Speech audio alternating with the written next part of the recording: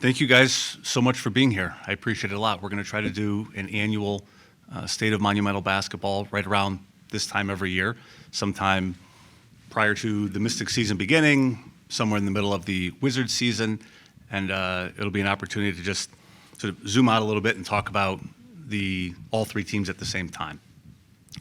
As you know, we decided as a leadership team that tearing down both organizations to the studs, rebuilding from scratch, designing franchises to thrive in this new era of NBA and WNBA basketball, and leaning into a singular identity of player development would be our roadmap to eventual sustained success.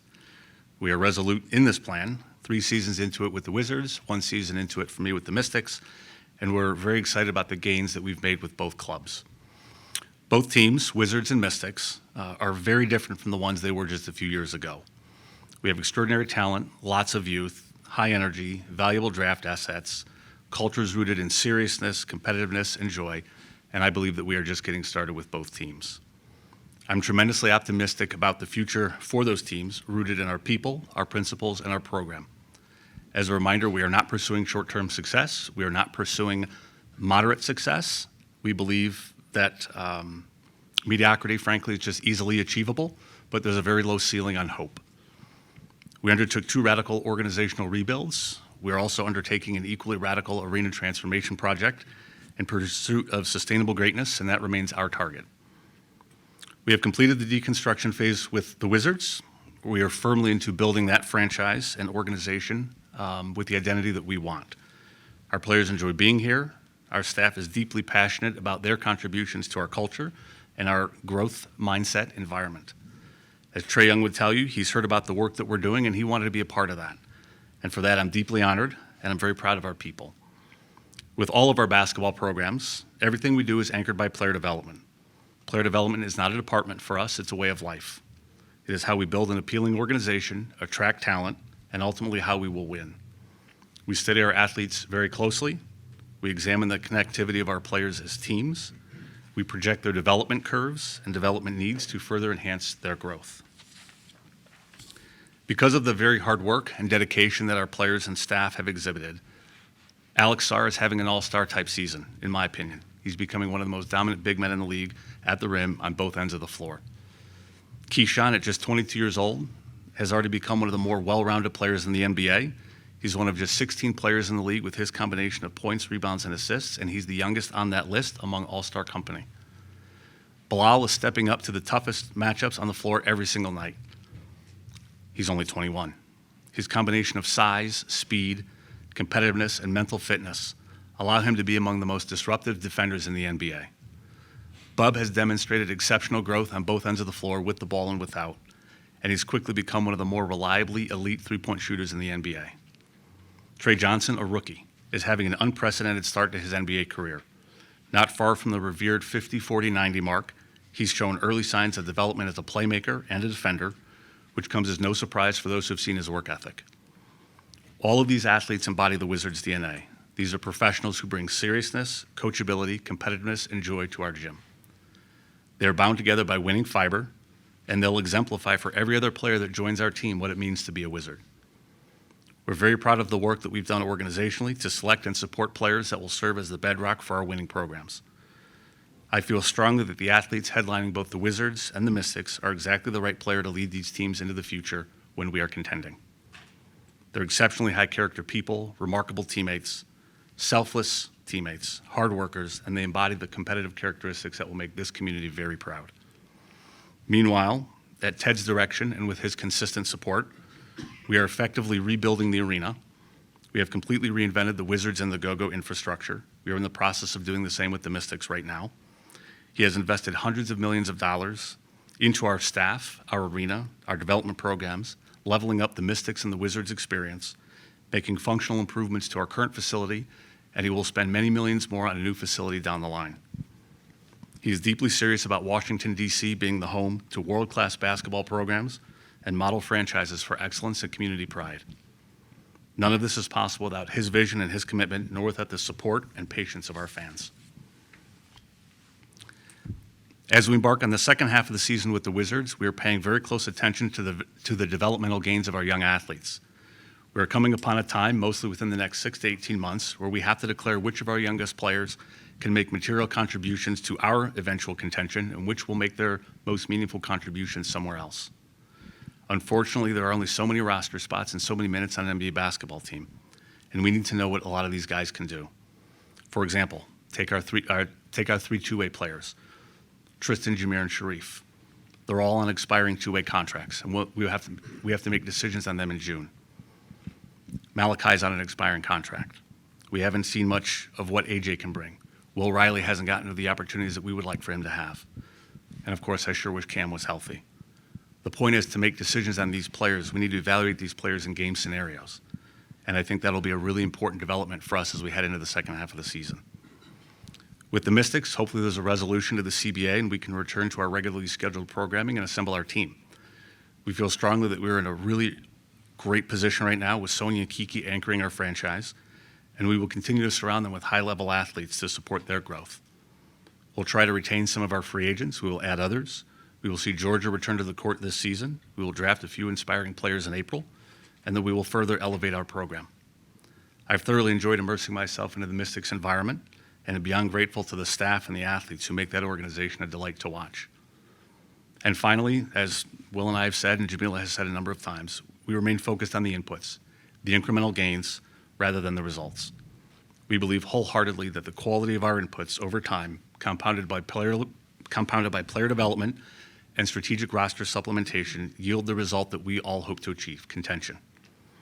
Meanwhile, we are excited by the fan optimism that we see, the local appreciation for the basketball purity that our young players exhibit, and the subtle identity taking shape with our teams, professional, hardworking, competitive, and joyful.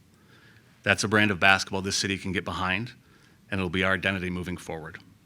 And I'm happy to answer questions. Start with Gene. Go ahead, and then David. Hey, Michael, Gene Wong, The Washington Post. Just specifically with the Wizards, how does the acquisition of Trey kind of raise the profile in the bigger picture and longer term, maybe as it pertains to developing the youth on the roster and also maybe making DC an attractive landing spot for other players you might be considering? Trae Young. Well, I thought Will did a really amazing job of addressing that a couple weeks ago. But ultimately, Trae Young has a very long track record of making other players around him better, particularly on the offensive end. And for what we are trying to do organizationally, player development remains our identity. We believe that Trae Young will contribute mightily to our player development program, not only for himself, but all of our athletes. And I think guys just have fun playing with him. And so by doubling down on joy, we believe very much, whether it's on the strategy team, on the coaching staff, and the evaluation team, if you love what you're doing, you're probably going to be very good at what you're doing. And so we want our players to continue to love playing basketball. It's not really an issue for our guys, but I think Trae Young plays a joyful brand of basketball, and I think that that'll be contagious among our athletes. Michael, David Aldridge with The Athletic. I know this coming draft is very important for the Wizards. However it goes is how it goes. But regardless of how it goes, are you pledging that the teardown is not only done, but we are now going to make significant additions to the roster besides bringing in Trae, given the incredible amount of cap space that you guys have, that you can bring in maybe multiple players, but at least one additional impact player this offseason? If I'm understanding the question correctly, it's having added Trae Young, are we now in the marketplace of just continuing to pile on elite talent? To add at least one more player, because he doesn't take up, you still have a lot of cap space, even if you bring him in, even with his salary next season. Yeah. I think the answer is I don't know. I think that we will remain opportunistic. I think that we will continue to evaluate the marketplace for what's available.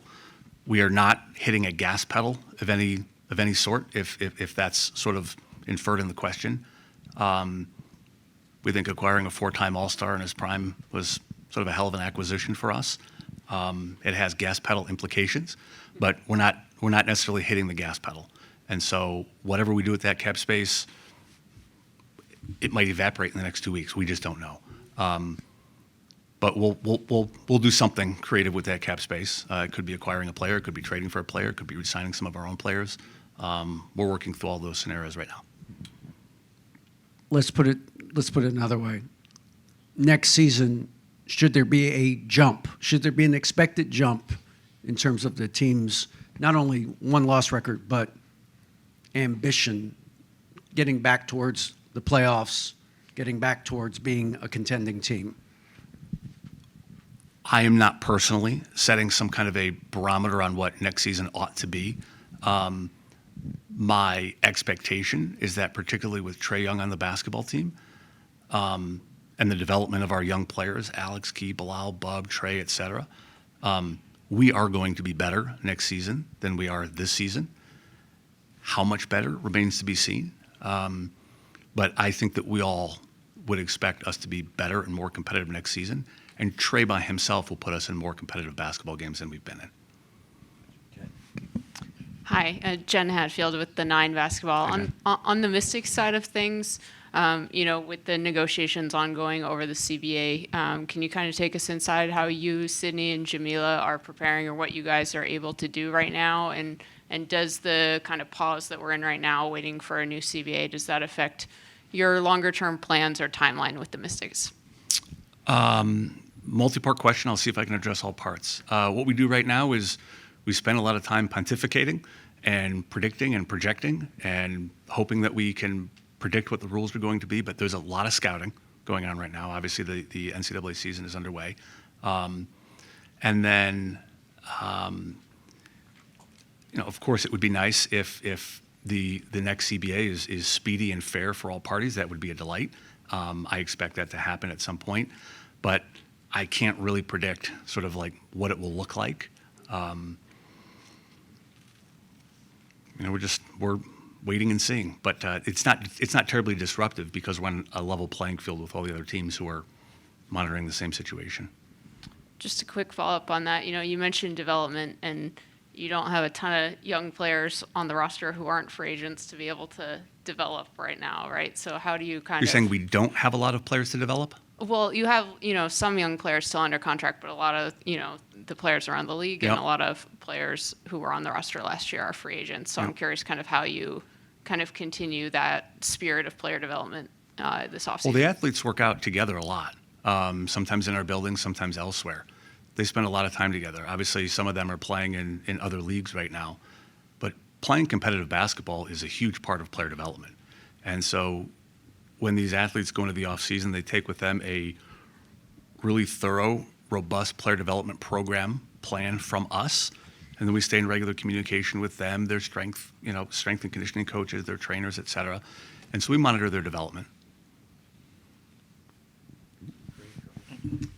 Hey, Michael, Kareem Copeland, Washington Post. Hey, Kareem. I'm going to follow up on some Mystic stuff there. Just mentioned free agency. Just about every player in the league that's not on a rookie deal is going to be a free agent. With the foundation that you guys have, Sonia, Kiki, Georgia, a couple other young draft picks coming up, do you see yourself in position to be active in this free agency period when literally just about every veteran in the league is going to be available? So are you guys kind of in that part of the process where you would be interested in possibly taking a swing at a more established veteran? Sure, I think that we have to explore all avenues. I think that we have to explore trades. I think that we have to explore free agency. But at the very end of the day, we are firmly committed to building a team around Sonia and Kiki. Georgia likely as well, and then we're going to have another high pick in this draft. We'd love to bring back some of the free agents that we have, and I'm sure that J.Amilah will take a lap around the free agent league to see who would have some interest in coming here, but we aren't necessarily putting all of our eggs in one basket and chasing one or two free agents. And a quick follow-up, you've talked a lot about the facilities over here, the rebuild and that kind of thing, but where do you see the Mystics in that process as far as, they're the, I do believe, second smallest home arena in the league, and across the league, people are building new facilities and trying to get into bigger buildings. So where do you kind of see the Mystics fitting in that part as far as facility-wise? Well, there's a couple things. One, I think that the facility that we have right now for the Mystics is an amazing facility for them. I think that the cohabitation of the Sticks and the Wizards is really beneficial for both teams. I think that it just becomes a pure basketball environment. And then with respect to the arena size, at the conclusion of the Capital One transformation, the Mystics are going to be playing a lot of basketball games here at Capital One. And so I have no concerns about the arena that we play in at down in Southeast. In fact, I sort of like the intimate environment quite a bit when the fans call for it. And then we're going to have, 12 to 15 games a year or more here at Capital One. Michael, Josh Robbins from The Athletic. I know hindsight is 2020. It's now been 18 months since the team traded Denny. Was that trade a mistake? No, it was not a mistake. I'm very, very happy for Denny. We're all very happy for Denny. We saw Denny as a very high-level ascending player. I'm super happy for him, super happy for the Blazers. We've got a lot of friends there with the Blazers.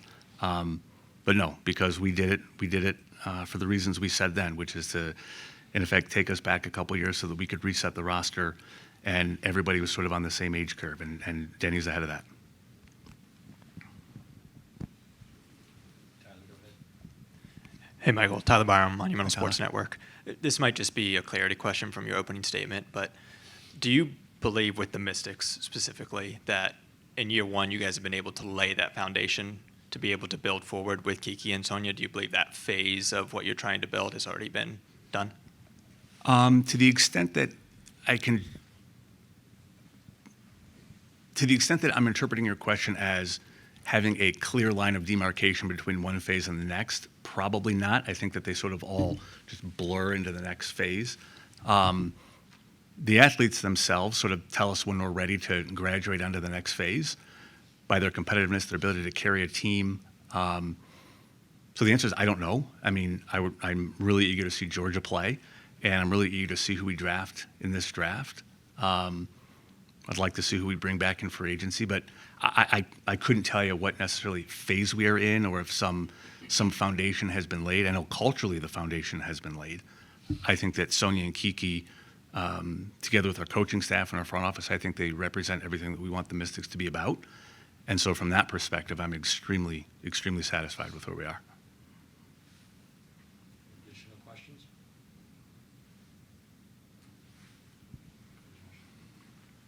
Thank you. Michael, a year and a half into Brian Keefe's tenure as the permanent head coach, how do you assess how he's performed, and how do you assess what his future looks like? I think Brian has done a remarkable job. I think Brian has done everything we've asked him to do. He's developed young athletes. He's built a culture of competitiveness, accountability, togetherness, and joy.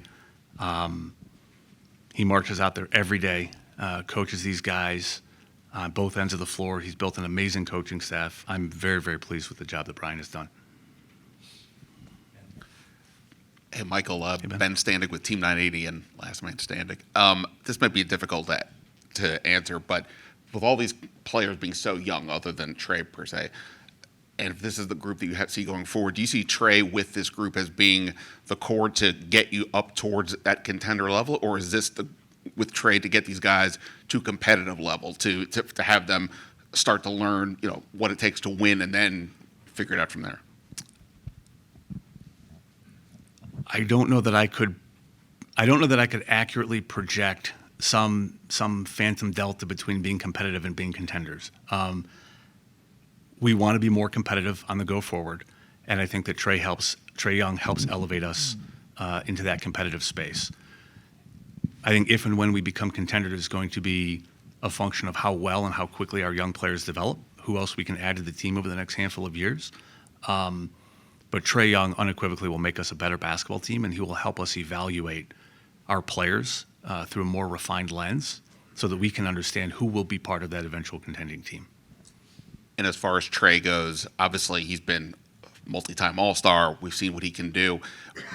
What do you envision for him whenever he's ready to go as the role within this group as the main guy, facilitator? How do you kind of see him fitting in with this group? Probably a better question for Will and BK. When I watch our games, I sort of for better or worse, fall back into fan mode. But I expect him to be a primary ball handler. I expect him to get guys good shots. I expect him to teach, and I don't mean just teach the ball handlers. I expect him to teach everybody on the floor and everybody off the floor how to play basketball at his level. We're really optimistic with the results that we expect. But I mean, he is a four-time All-Star. But he's also not the only highly accomplished athlete on our basketball team. Chris Middleton is a very highly accomplished athlete as well. And he has had an enormous leadership influence on our players. He's had an enormous on-court impact for our team. And I expect Trey to have a similar impact. Hey, Michael, Kareem Copeland again, Washington Post. I want to ask about Shakira Austin. She'll be a restricted free agent. We've talked a lot about the youth and setting that foundation with Kiki, Sonia, Georgia. Do you consider her part of that core that you hope to have long-term in the future? Or is this kind of a, we'll see how the negotiations play out sort of a thing? Both are true. Yes, I mean, I love Shakira, and I foresee her being a part of this team for a long time. She does have the power of choice. She is a free agent, and she's earned that. And so she'll have the opportunity to explore her options. I hope that we are an attractive option for her, and we'll go from there. Jen Hatfield again, the 9 basketball. Wanted to ask you about Jamila, kind of in a similar vein to Josh's question earlier. You know, she's coming up pretty much on year 1 of her tenure, and just curious, you know, how you've kind of seen her grow in her role and settle in, and just kind of what you've thought of year 1 of what she's done with the Mystics. Yeah, I think that our roster is a testament to the work that she's done. She's made a lot of trades. She's drafted really, really well. She's assembled a team that I think loves playing together, and I think that they have a lot of versatility that they can lean into going forward. I know she's working her tail off to scout for this upcoming draft. She has a lot of picks in this draft, but I'm very, very pleased with the job that Jamila's done this first year. In fact, I don't even think it's been a year, but maybe it has.